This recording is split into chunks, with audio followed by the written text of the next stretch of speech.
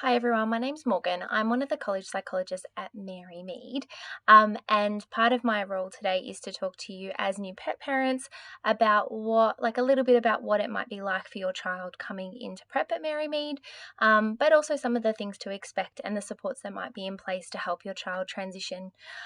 So we know that particularly with coming into prep and particularly obviously with the circumstances of this year, that next year the transition into prep is going to be a really big one. It would have been a big one anyway, but probably even more so for your child and for yourself next year, coming in from kinder where they may have been able to attend or may not have attended as frequently due to COVID, to now hopefully next year being able to come into prep and transition into a very big and eventful year for themselves and for yourselves.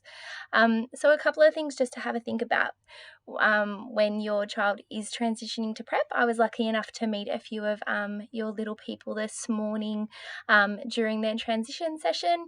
They looked like they were having a lot of fun running around the P&P room and playing together, and it was really nice to see them being able to enjoy and connect and find some like peers themselves to just sort of have a good time with. So one of the biggest things we need to remember is transitioning into prep, that being nervous and being worried is really normal. And this is for yourselves and for your child. We know that when we have big changes in our lives and when things happen, that it's going to be a normal experience to have those butterflies in our tummies or to feel a little bit sick when we wake up.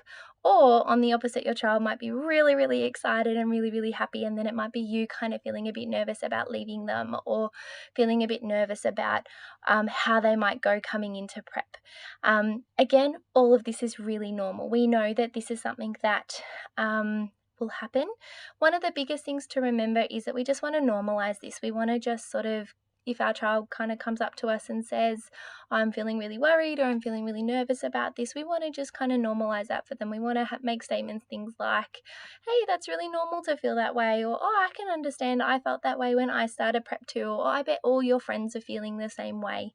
We want to use some of these validating and normalizing statements for our kids so that they know that this is something that's actually okay to feel.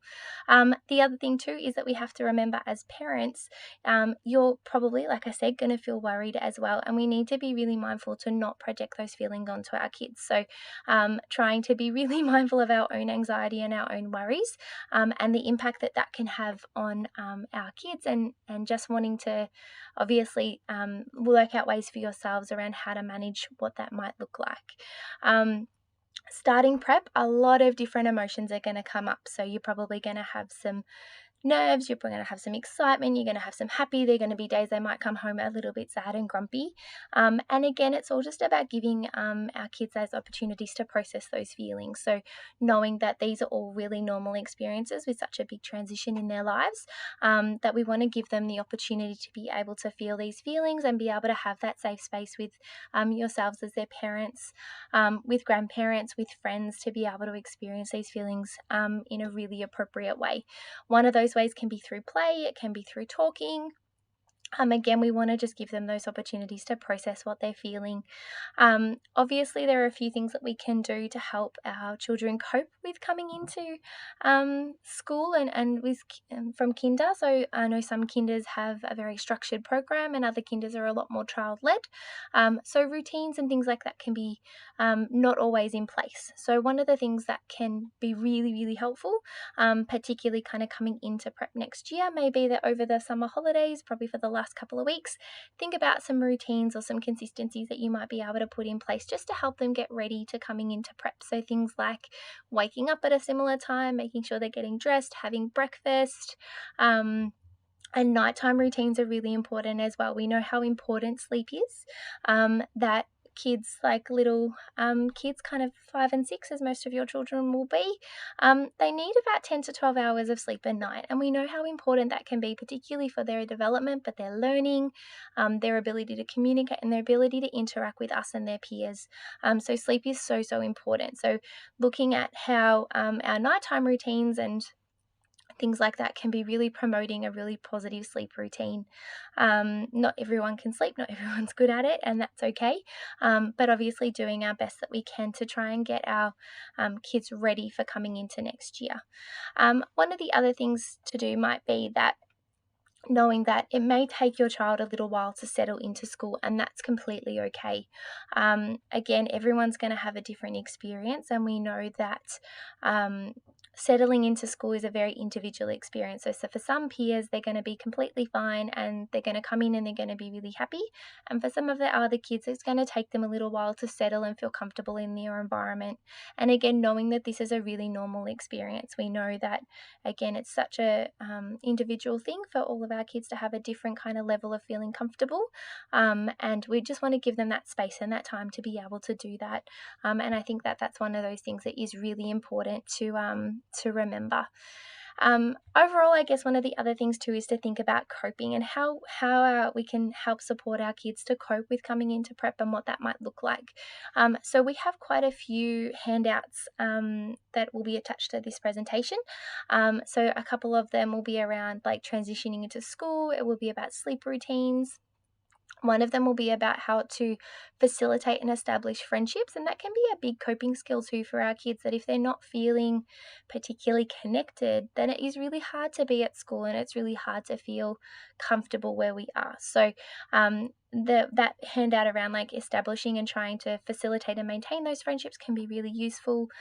There's another one on screen time, which I think is a particularly kind of potent topic at the moment with how much time we've been spending on screens recently, but looking at those boundaries that are appropriate, developmentally appropriate for our kids and what that might look like, and how as parents you might be able to put those in place if they're not already in place. Because I can imagine, particularly again with how prominent screen time is, that I can imagine a lot of you as parents already have some really nice boundaries around that.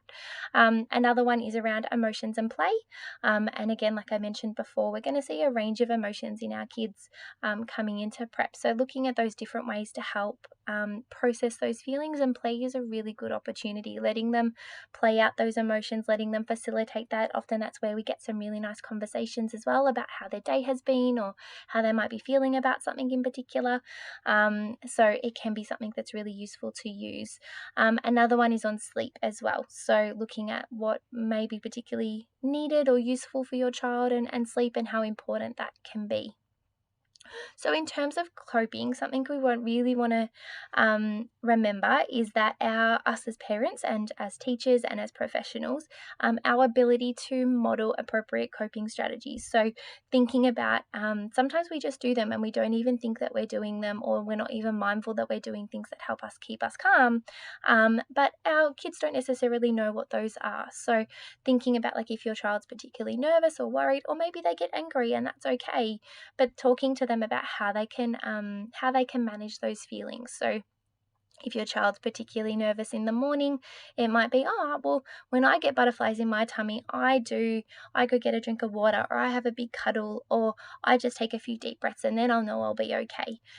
Or if they're getting angry, kind of talking to them about how they can calm their bodies down when they feel angry. Oh, well, when I get angry, I feel my hands, they get really clenched and I need to go and take a break and listen to some music, or I need to go jump on the trampoline.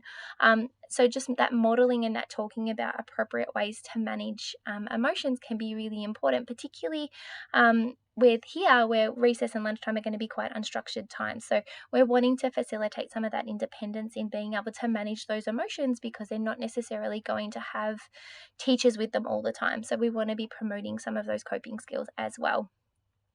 Again, I think I've mentioned a few times, talking and normalizing feelings is going to be really important, giving our kids that space to be able to feel those feelings and talk about them and communicate with them. And then us as professionals, teachers, and parents being able to validate those feelings and then teach them how to manage those more independently as well. Um, we want to let them make mistakes. I think that's really important. We want their kids, and I know as parents, you guys are probably already doing this anyway, but we want to let them be able to make mistakes. We want to be able to provide a supportive environment where they can feel comfortable to try things and be flexible and have a bit of fun. And if they make a mistake, then we create that opportunity to learn from those things. So that can be really beneficial as well. Um, In terms of the support that's provided at the school, like unfortunately, your children haven't been able to have all of the GUS sessions that they would normally have. And like I said, I know this morning they've started coming in small groups, and like I was able to meet quite some of your children this morning, and hopefully will over the next couple of weeks as well. We want to give them time to settle in, but you know that Mary Mead offer as a range of support in terms for yourself and for your child. So we have quite a great wellbeing team at Mary Mead. So myself, I'm one of the college psychologists, Morgan. We have Lisa, who's the primary wellbeing person. So she's teacher trained, but has a vast experience in wellbeing. We also have Catherine, who's our college counsellor. We have Stephen, who's our wellbeing mentor, and we also have Rachel, Jess, and Jackie as well, who are psychologists and counsellors too. So we have a nice range of supports. In terms of being able to access those supports, they're readily available for any student and any parent, and you can access our team through emailing counselling@marymead.vic.edu.au. To remember that for a second.